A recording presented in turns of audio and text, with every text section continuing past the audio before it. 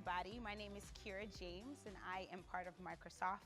You may or may not recognize me as the grocery store inventory specialist. I was part of Lori Wright's general session on Monday. So happy to have you all here with us, and thank you for joining us.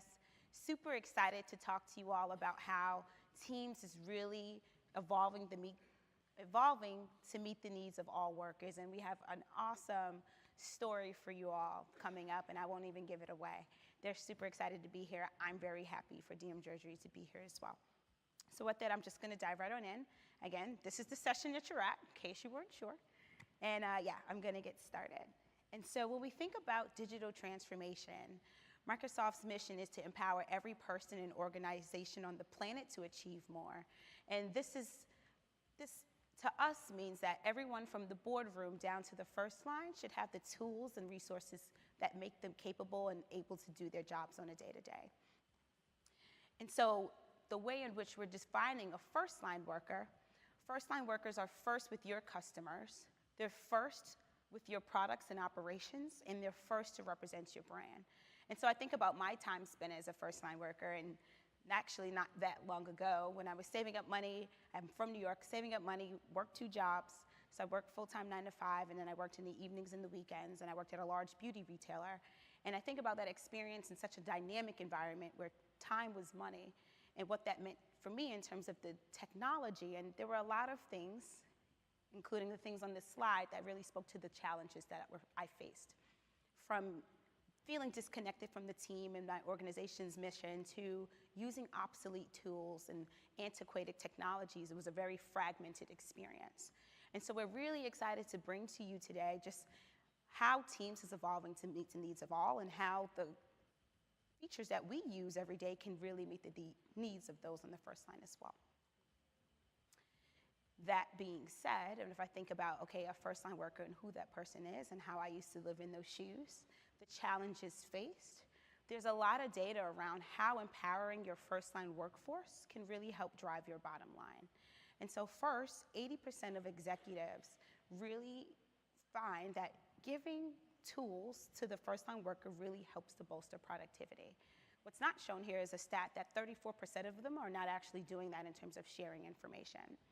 82% see higher job satisfaction, and 83% see higher customer satisfaction, all leading to outperforming by 122% on the S&P 500. So again, there's lots to be said around powering your first-line workforce, those that are interacting and making your products and meeting your customers where they are.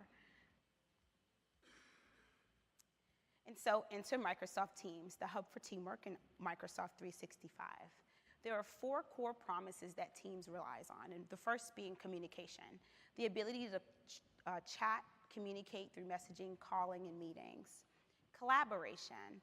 So with Teams, you get the full product suite at your fingertips, things like Word, PowerPoint, Excel, OneNote, all within one single interface with Teams.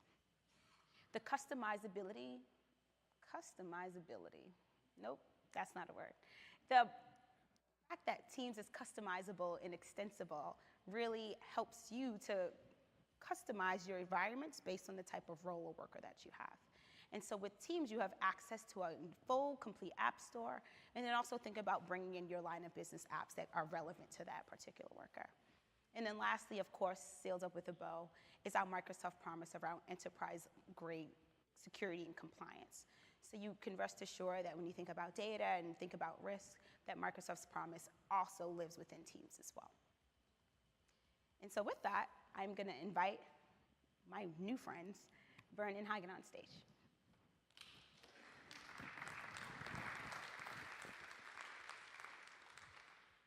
Hello, everybody. I'm glad that so many What are you doing? Oh, glad that so many people are interested in our story. I heard a question. Do we sell more lipsticks with Office 365?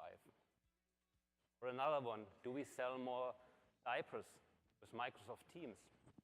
And since the beginning of our project to go to the Microsoft Cloud, I hear these kind of questions once a month. And even though I cannot prove it, because there's not such measurement process for such a correlation? I can say yes, we do. But maybe you may ask yourself, why the hell is this guy talking about diapers here on Ignite? So that's why I want to introduce DM drogerie marks to you. As far as I know, there's nothing comparable in the US. Maybe it's a mixture of Walgreens and Rite Aid or something like that.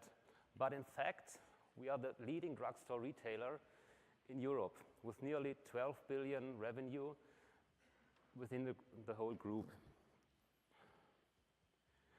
In over 3,500 stores, around about 40,000 first-line workers are working to sell toiletries, household goods, baby clothes, and beauty products, and much more. For us, our primary goal is customer satisfaction, not sales. We want to create a unique experience in our stores, and for that, every employee is required to act as an individual, independently entrepreneur inside the corporation. For us in IT, that means we offer our colleagues the best possible service so that they get their perfect digital workplace. If first-line workers are satisfied with their working environment, then that also has an impact for our customers. Finally, they can relax and choose from over 12,000 products and 27 own brands. Our corporate values are supporting these goals. For us as employees, that means we have the freedom to get the best out of our abilities. Our business partners can rely on a fair partnership. Our customers are respected as people, not as consumers. And that is exactly where DM makes the difference. But where do we come from? Let's start from the beginning. Like many other companies, we had a classic SharePoint 2013 farm with individual customizations, with expensive customizations. Nothing was out-of-the-box responsive. Nobody liked the intranet.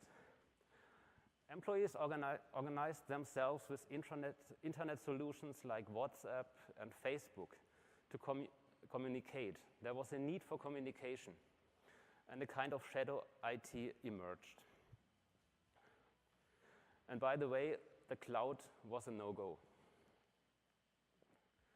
Within the introduction of our mobile-first strategy, everything we deliver in IT must be mobile-enabled. Our portable data terminals in the stores have been replaced by 25,000 mobile phones, as these can now be used in the same way and can also do much more. With Office 365, the modern SharePoint sites, Teams, Planner, and much more tools were added.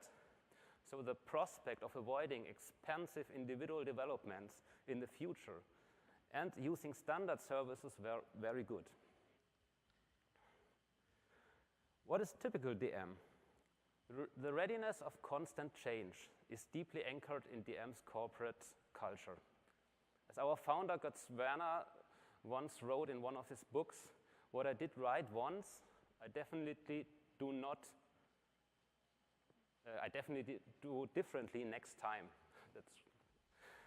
So why? Of course, the general conditions are constantly changing. The world keeps spinning.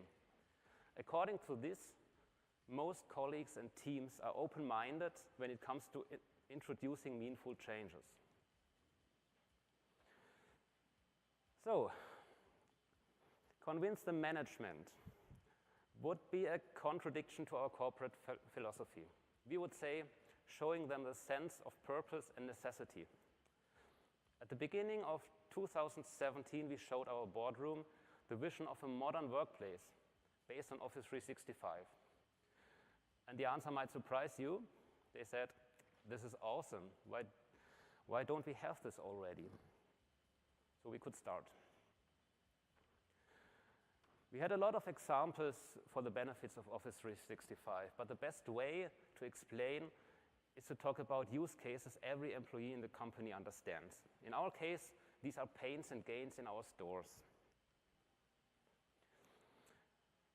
Wouldn't it be great if you could browse in the internet to search useful information about our products on your mobile phone in a responsive way without leaving the customer? Because normally you had to go to the back room and research on the PC. If you have urgent queries to your colleagues standing in the warehouse, wouldn't it be helpful to send her a chat message while you are sitting on the cashier desk? Next topic is speed. As we started to deliver our products on the Chinese online market, you could hear these breaking news in Germany on the radio. Very often our store workers did not know this fact until the news were told them by our customers, which heard this in their car. Another example. On YouTube, there are a lot of girls called influencers. They talk about our beauty products, and what happens? Sometimes after school, hordes of teenagers are storming the DM stores, and our frontline workers are not prepared. With the communication tools on their mobile phones, these warnings would reach them in time. So that's speed.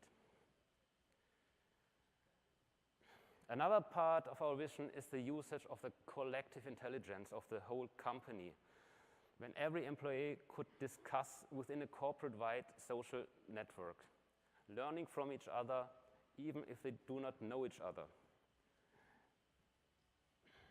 And this would be possible because of the borderless communication provided by Yammer and Teams. People will be able to share information in small product, project, or organizational groups, or stores grouped by marketplaces, marketplaces grouped by regions. They could solve common problems via chat or discussion threads. Product teams will be able to collect direct feedback from first line. And today, this whole vision became true. So how did we start?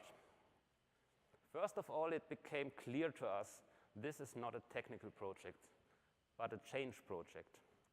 Office 365 will fundamentally change the user behavior throughout the company.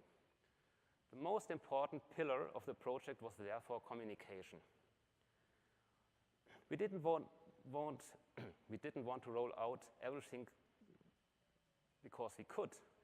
We wanted to empower the user to use the products to add value. Our slogan was, the change rate should be slower than the adoption rate. So we started a step-by-step rollout. To find out what we offer our colleagues, we used the Office 365 tools from the beginning as a pilot for our own project. We used Teams as a project management cockpit. We started directly with a migration from our huge intranets in a mobile version. We created project accompanying videos for Microsoft Stream. Project presentations were created for the first time with Microsoft Sway, and tasks were constantly maintained in Microsoft Planner. So we demonstrated it, and our colleagues imitated it. And so the early majority was quickly reached. And since we started to roll out Teams and Yammer, there's another question which is very popular. When to use what? The most question I've ever heard. You can find many answers in the internet from consulting companies. You find decision trees, you find coordinate systems, you find a lot of pictures when to use what. When you ask Microsoft, they say, it depends, or they are talking about inner loops and outer loops.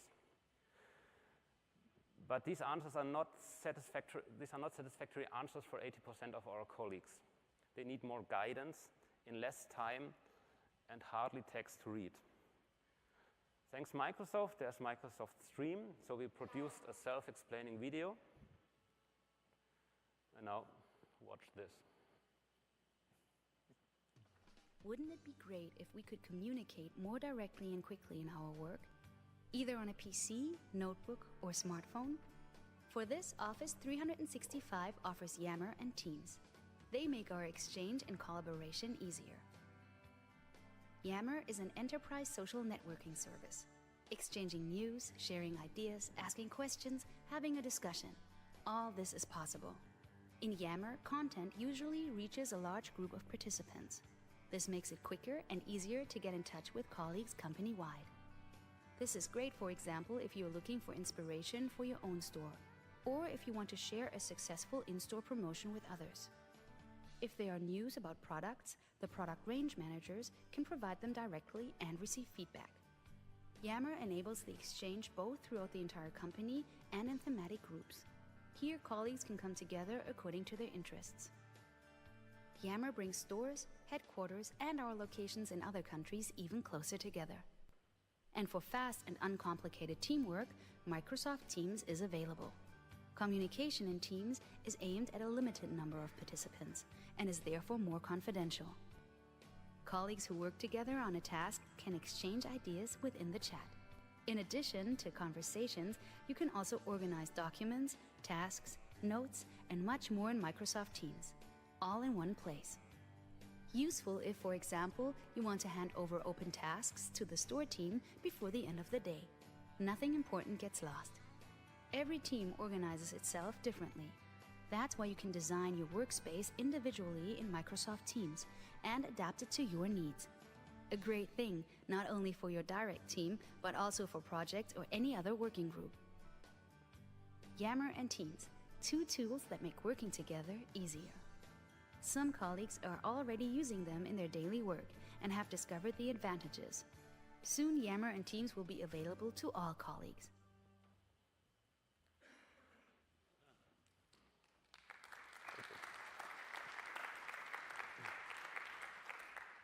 So today, all colleagues are using both tools.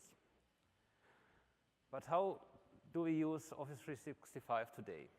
We are currently creating a project management template based on Teams and SharePoint. We are building an agenda solution based on Power Apps, integrated in Teams and SharePoint, and automatically distributed with Microsoft Flow. In the stores, Microsoft Teams is used for chatting, sharing documents, and making phone calls. You can see a typical scenario.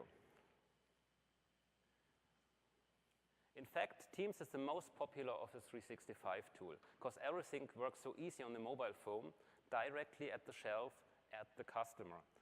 You can see here the conversation from store to store. In the end, this lady searches for a gift for her little sister, and that was the reaction of the sister. Last but not least, I have the most 4 important insights from our project. First, create a fast added value to create a pull so that everyone wants to join in. But be careful, this could be quickly result in a pressure to deploy everything at once, and that will be difficult to control. Second, start the evaluation of Exchange Online from the beginning. There are so many dependencies to other IT systems that this step takes the longest. Third, technology is only a small part of the whole. Take care of processes, service management, and of course the support team. Microsoft is agile, and the tools are constantly evolving. You have to be able to handle this.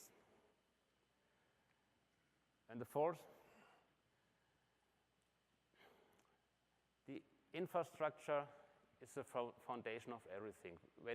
If you bring out Office 365, nearly every IT system will be involved. But Hagen will take a closer look. In the end, I want you to remember, your colleagues are no IT experts. They have all individual jobs to be done, and the IT should give them a solution, not confusion. Thank you. Hagen. Okay.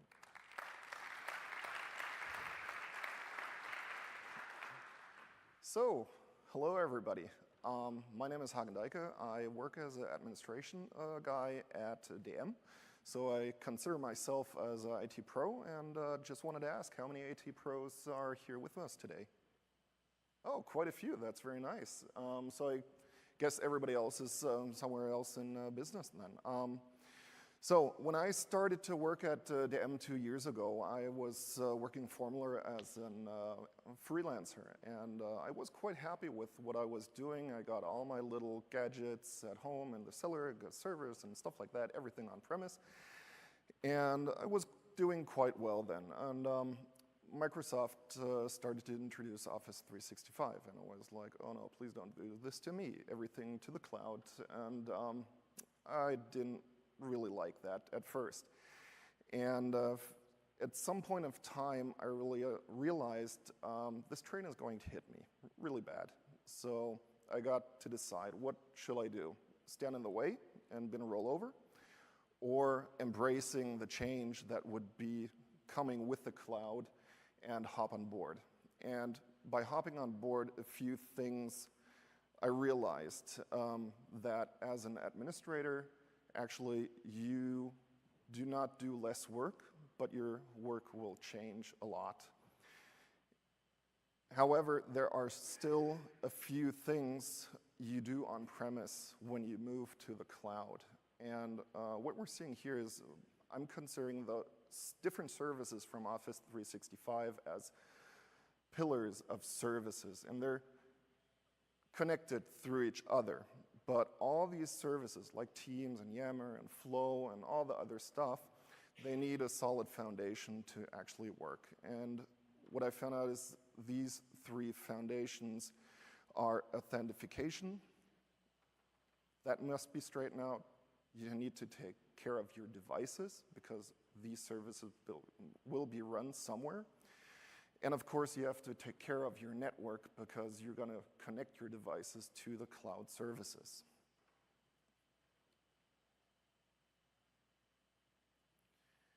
So talking about authentication, one of our main goals is to offer our users throughout the offices and the first-line workers the possibility to use the services anywhere, at any time, and on any device. To achieve this, you need to evaluate where your workers are actually going to log on to the services. Of course, there are the stores, the head offices, but also the homes of the people, or even somewhere on the road, like for instance here at Ignite, we use it quite heavily. We're logging here in the wireless LAN. But what we found out, for instance, in the stores is there might be parts in the stores where the people are working where you do not have wireless coverage. We found out, for instance, a lot of stores had Wi-Fi in the stores because we also enable our customers to access our Wi-Fi. But in the back, where the back office is, or the warehouse, we didn't have coverage. So we need to talk to the people who take care of this and tell them, okay, we're rolling out new devices. We need wireless LAN there as well so they can work wherever they want to. On the other hand, you need to see what devices are they going to use, corporate-owned devices or private devices. For us at the moment, we'll only offer them using corporate-owned devices. This is especially because we got this GDPR regulation in Europe you might have heard of last half year of. But authentication is also about security, and yesterday I believe they had a very interesting, no, 2 days ago, there was a very interesting session here about the new possibilities of Microsoft password-less logon. And this is something you should really embrace, is to make the logon process for your users as easy as possible, have a single sign-on, but also make sure that is at the end it's still secure. And this is very important because the security features will move to the identity of the user, and it's not so important about where they are in the network. We're going to talk about this just in a moment. So use, when able, two-factor or multi-factor authentication, and see that your Active Directory actually has been synced with on-premise and Azure Active Directory when you have so.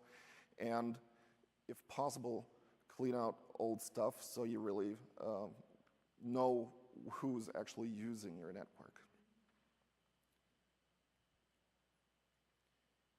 So from a device standpoint, there's, of course, to see which devices am I using, how do I manage them, mobile device management, and so on.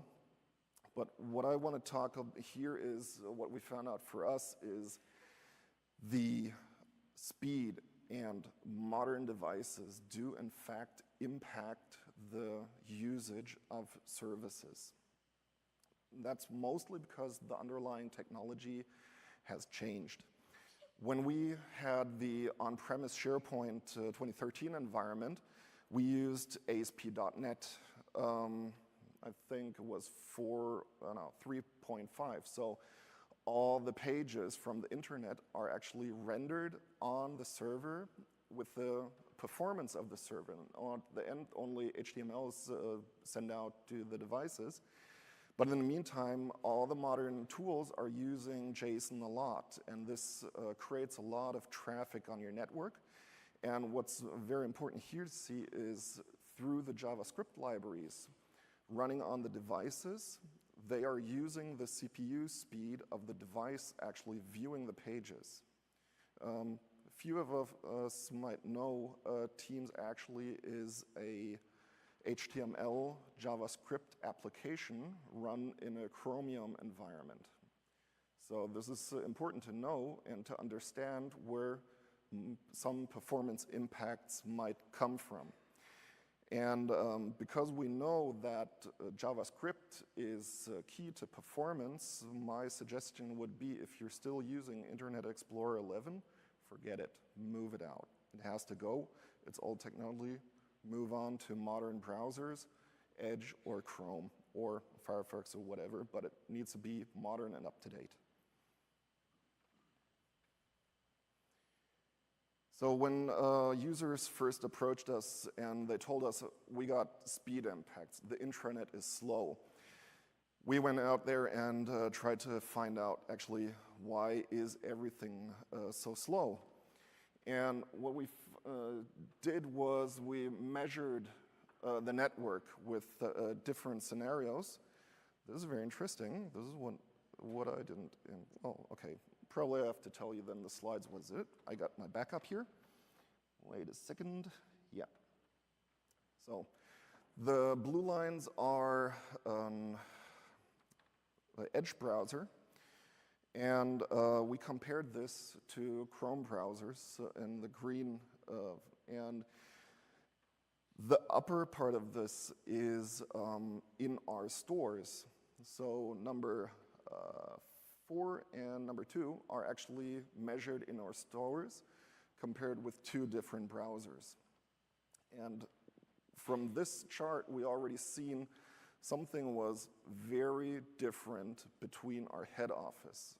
And we needed to drill in to this specific problem and find out actually why is it.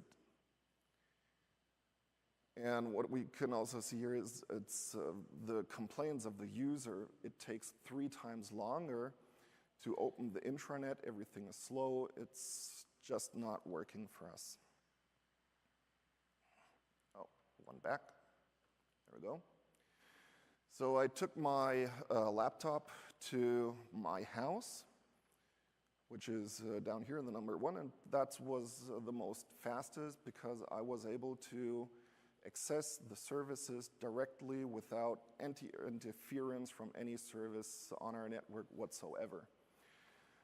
The number 2, the blue line here, is our guest wireless LAN, and on number 3, it's already how our devices work on our network. And there's a slight difference between the two speeds, even though we access with the same device through the same hotspot on the network. So there has to be something going on network side that we need to find out. And number 4 is the same measurement we did in the store, and that's even worse. So we didn't want it this way. This brings us directly to network questions. Oh. So where did the network issues come from? We took a look at the entire infrastructure. How is everything connected? Which devices are on the network? How do they operate, and which protocols are actually used, and how are they routed through the network? And this goes very deep. You need specialists who can do this for you, because also the resolution of DNS, the name resolution, impacts on the speed. For instance, name resolution for our company is done in the data center. And every time somebody in the store at a PC or mobile devices does a name resolution, this request has to go through VPN into the data center. And this adds all up to performance of your devices and the experience of your user. So what we have here is a typical setup, probably most companies use today, and we weren't not different in this setup either. So we have stores, we have users connected through some ISP by tunnel VPN to the data center. Even our head office is connected to the data center, and everything goes out through one gateway. And this gateway can add up a lot. We have proxy servers, application gateways. Proxies do antivirus checks, DDoS protections, firewalls, you name it. And every single machine adds up to performance lags. And for some services like email, this might not be an issue, but if you use Teams, for instance, to communicate, have a video chat, this might be an issue because the lag or the jitter on your network might get too big. So there's one solution you can actually do quite easy, and would suggest that you do it, is to bypass with all the Office 365 endpoints and IPs through your infrastructure. This might sound a little bit harsh or frightening at the beginning, but consider it this way. You are already putting all your information to Microsoft in their data center, and you trust them with your data. So why would you always scan the data that's passing through, in and out, to the data center of Microsoft with Office 365? Consider them as an extension of your data center. This is a quick win. This can be done quite easily and already gives a certain performance boost. And I have to admit, this is where we actually stand right now. The future, however, would look like this. What you want to really do is have a local breakout. For every location, you are accessing the Office 365 services. Head offices, every single retail store, the home workers, whatsoever. You want to take the shortest route from your device to the MSN network where the packets are routed the shortest and directed way to the Office 365 services. This will give you the best performance overall. So takeaways. What can you do here is, first of all, really embrace the cloud computing change. As I said, moving to the cloud doesn't mean you're gonna have less work, but it will definitely change what you will be doing. Then, of course, focus on your users. What I've shown you here is very technically, but at the end of the day, whatever we are doing in IT, we're not doing it for ourselves. We're always working for our customers, who are our employees, our personnel. So we need to take care that they can work. And this might be a little bit stressed out already in the past. Of course, plan. Plan ahead. If you have the possibility, really take a look, step back, look on your infrastructure, lay out what you got, and plan ahead what you're doing, and then move on from there. I added a few links, especially about the last slides with the network. You will find these information also at Microsoft, at the TechNet sites, formerly known now Docs. Yeah, and that's it from my part. Thank you very much.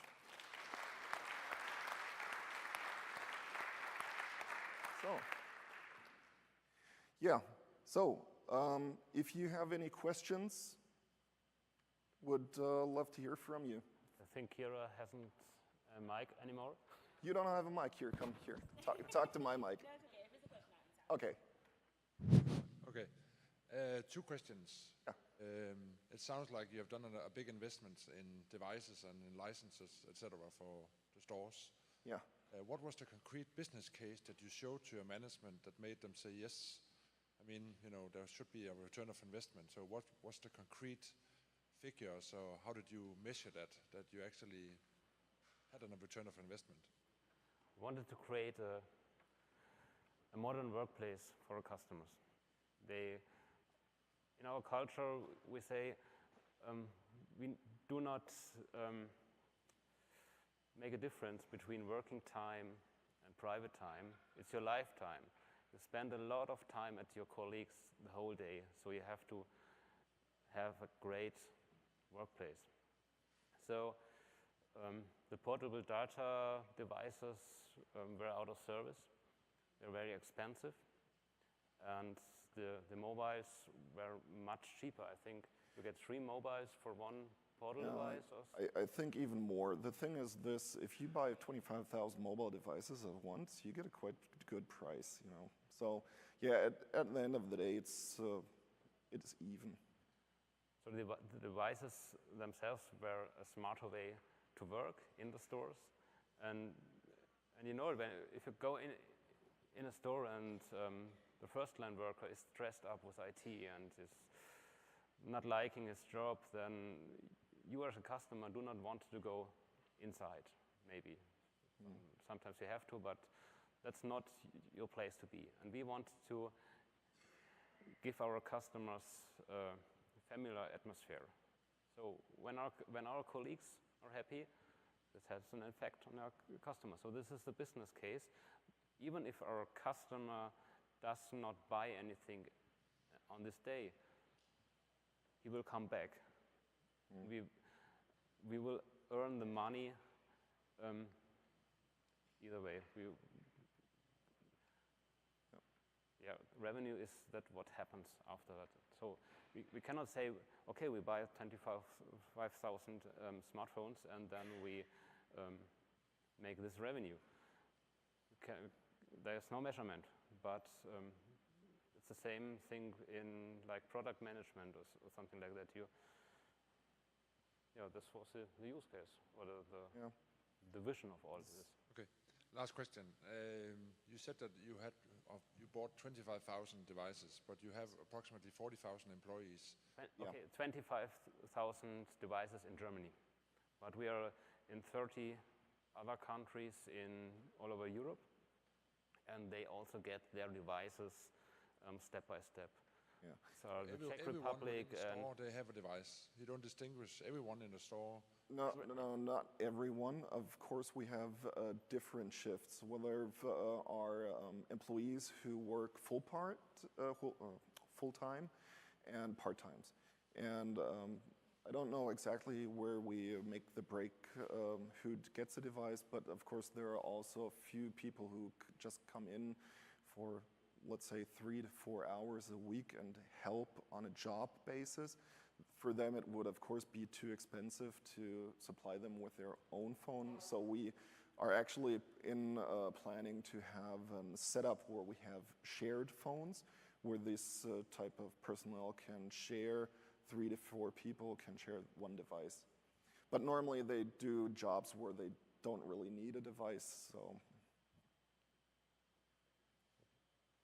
Okay. Anybody else, any questions? No more questions? One question. Okay, then, thank you very much. Thank you very much. Hey, Have a nice Have a great time on Ignite Get a- for the rest of the day. one sorry, question. one question. Yeah. Separating the network to go directly to Office 365, bypassing your internal controls. Yeah. Do you have concerns about your users maybe collaborating with other customers in Office 365 and now uploading documents to their SharePoint sites that are now bypassing your internal controls? No, not really. The point is this, if you rethink the network, how I showed you, you have to choose another approach. In the past, we did a thing that's called perimeter or castle mode networking. Everything inside is safe and secure, and everything on the outside, the internet world, is bad. This doesn't work actually anymore because there's a model called zero trust architecture, where we consider every single network as bad. There's a saying, there are 2 types of customers, those who has been hacked and those who don't know they have been hacked. Sure. So from this standpoint, you have to look to the identity of the user and make sure that the user who wants to log in is really the user he says he is. And something else comes in place here as well is we're looking at the data itself and implementing now RMS, ATP, Advanced Threat Protection, and are protecting the data assets themselves. We're encrypting files. And as soon as you do so, it really doesn't matter anymore if somebody copies a Word document with the high value trusts whatsoever to your somebody else or put it on a Google Drive or wheresoever, because the document itself is protected. Cool. And then do you guys allow users to manage self-service access in the Teams? I think so, yeah. Yeah, we do, sure. All right. Good, thanks. Okay. So, Okay, that was the last question. Thank you very much. thank you.